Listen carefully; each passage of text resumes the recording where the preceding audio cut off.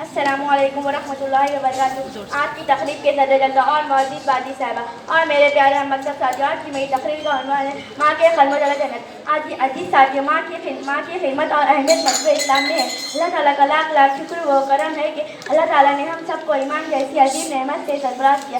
ماں کی شفقت اللہ کی رحمت ہے، ماں کی ناراضگی اللہ کی ناراضگی ہے۔ ماں سے پیار کرو، ماں کی قدر کرو۔ ماں جب بھی دعا کرتی ہے تو آسمان کے سارے پردے ہل جاتے ہیں۔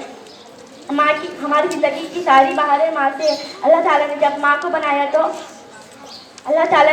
کو بنایا تو فرشتوں کو حکم دیا کہ ٹھنڈک، بلبل کے نغمے، شبنم کے آنسو، دریاؤں کی